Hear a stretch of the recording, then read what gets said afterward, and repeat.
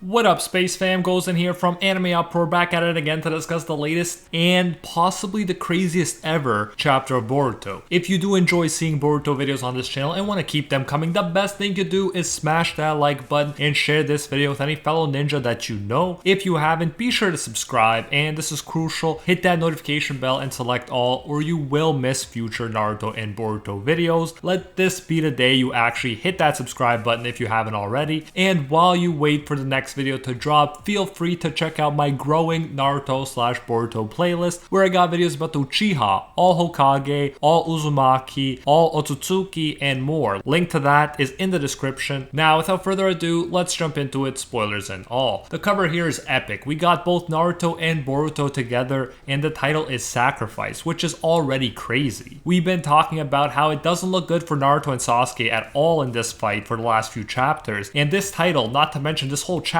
does not help matters at all. But let's read on. We start where we left off, with Boruto saying that Ishiki can't kill him, and Ishiki is not very convincing when he tries to play it off cool. Clearly, Boruto is onto something. Boruto then explains to Sasuke that Boro, when Boruto fought him, was going on about some plan, and said that thanks to Boruto, the time limit that was urgently pressing on their plans might as well have been lifted. Boro said he'd take Boruto and treat him with care, which is a pretty good hint that Boruto is special to them. As Sasuke guesses, Boruto is important for the divine tree that Ishiki wants to plant, and as a result, he can't afford for Boruto to die. This is very interesting stuff for a long-time Naruto fan, and I'm glad it ended up being something like this. I was wondering last chapter if maybe Ishiki just didn't want to kill Boruto because he was hosting an Otsutsuki, and that is why, but it's more complicated. It's not some Otsutsuki rule or respect among Otsutsuki, it's because it serves Ishiki's selfish purpose, and that's much more realistic for his character. And then we jump to Amado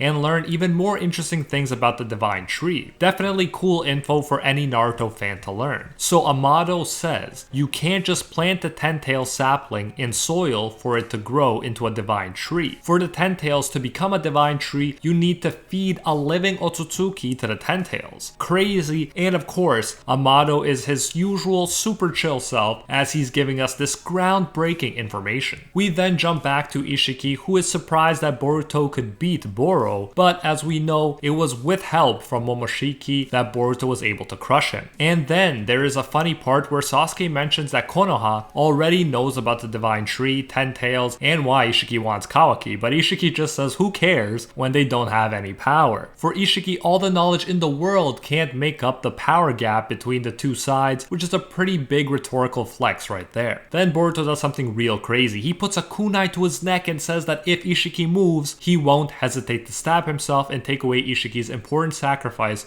for the divine tree. So you could say that Boruto is Ishiki's most important sacrifice, but there's even more meaning to that title than just that, as we'll see soon. Then jumping back to cool calm scientist Amado, he explains that Otsutsuki come to planets in pairs because one is going to get sacrificed for the tree. One gets eaten and the other watches over the tree's growth until the chakra fruit develops. However, Amado points out that there is karma, so even if they sacrifice themselves for the tree, they can prepare a vessel ahead of time for resurrecting later. Amado says that Kaguya was lower ranked than Ishiki, so she would have been the sacrifice before she betrayed Ishiki. As a result, Ishiki had to wait and go on with the plan without her. Before the Boruto thing, Ishiki would have had to eventually feed himself to the tree, but if he did that now with no karma, he would die for good. And so Boruto is his key, so that Boruto can be sacrificed while Ishiki ideally continues to watch over the tree. And there's more to it, but for now, we jump back to the epic fight. Despite Boruto telling Ishiki not to move, he does. And Boruto doesn't stab himself. He shouts out and then Ishiki shrinks the weapon. So either Ishiki was too fast or Boruto decided not to stab himself, which, being honest, is probably a pretty good choice. Sasuke is hella worried here. He knows that they have no shot against Ishiki, and so he just says that they have to try to buy enough time so that Ishiki's body hopefully breaks down. This is a terrible situation for these guys to be in. Imagine risking your life just hoping to last as long as possible, knowing you can't actually beat the opponent unless he self-destructs. That's like Goku's worst nightmare right there. And even this idea doesn't go well. In a split second, Ishiki kicks Sasuke into the ground. Bro, I can't remember the last time Sasuke looked so powerless, and that really lends to how strong Ishiki is. What a beast. As if that wasn't enough, he also drops his giant cubes on him too. Boruto recklessly tries to use that Rasengan on this beast, but Ishiki is not playing around anymore. Sure, he doesn't want to kill Boruto, but he has nothing against hurting him bad,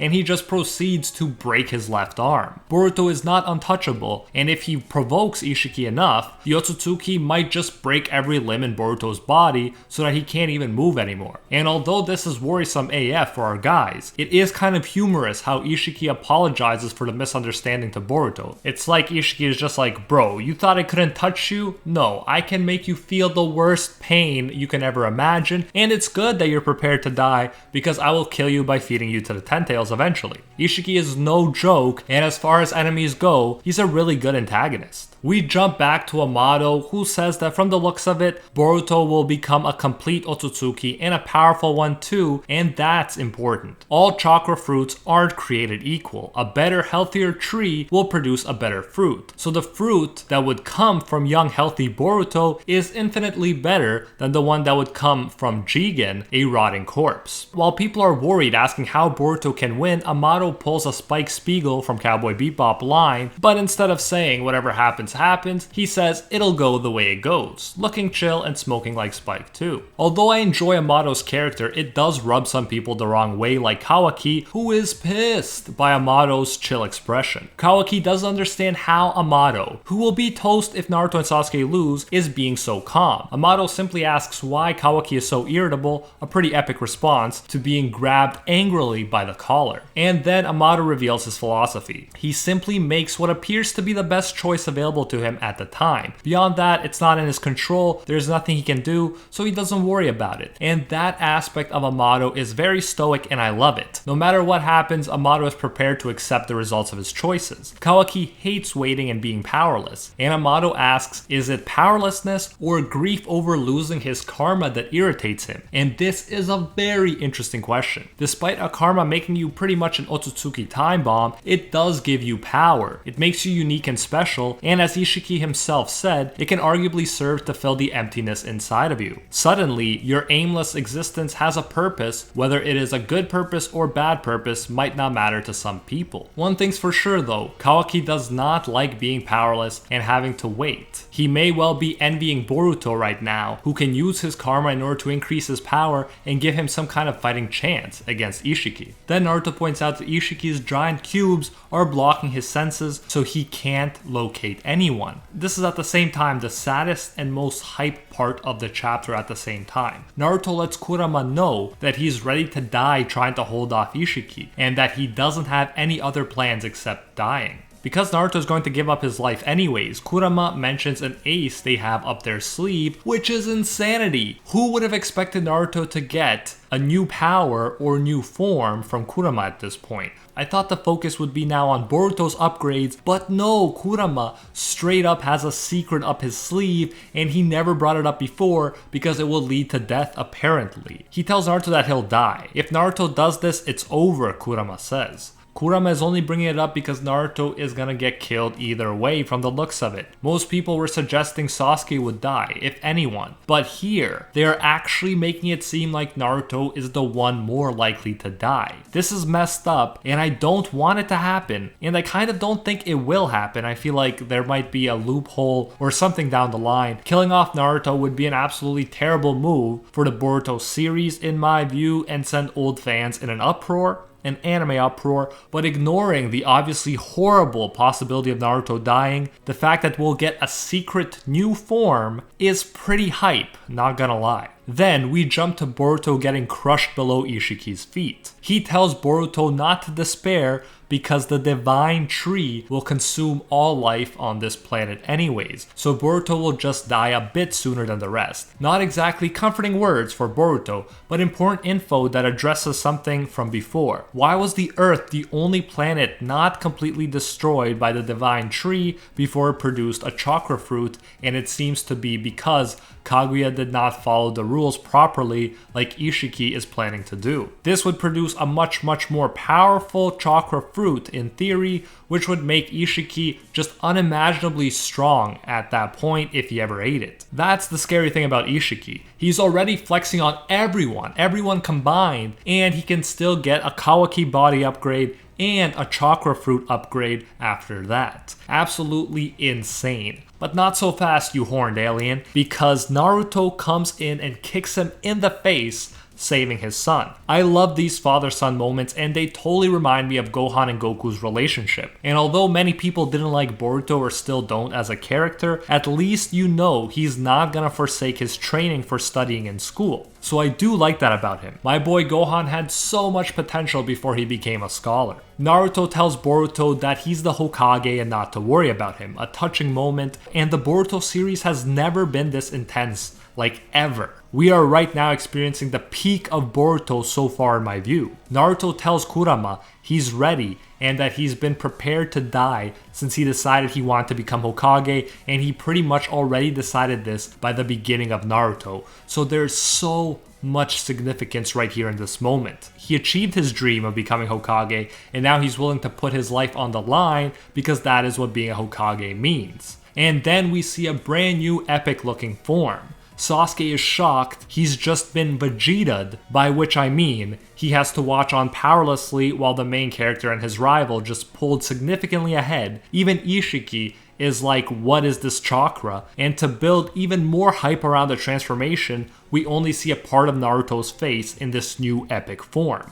Wow, the best Boruto chapter. This was epic, and I absolutely can't wait to see what happens next. Now, what I thought would happen is that this transformation would be super risky in that it might drain his life force directly, like Escanor's the One Ultimate mode, or that there would be a chance of him dying but not 100%.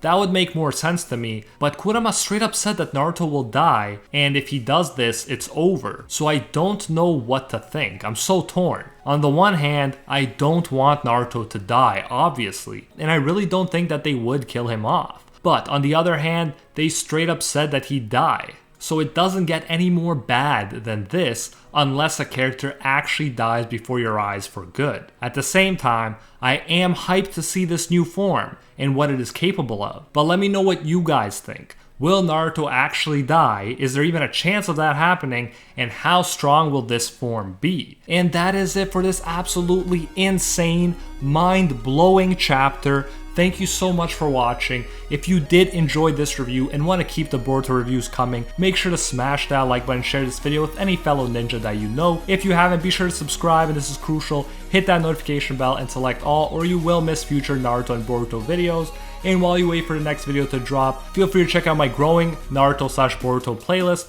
where I got videos about Uchiha, all Hokage, all Uzumaki, all Otsutsuki, and more. Link to that is in the description. Thanks again, and until next time, see ya, Space Cowboys!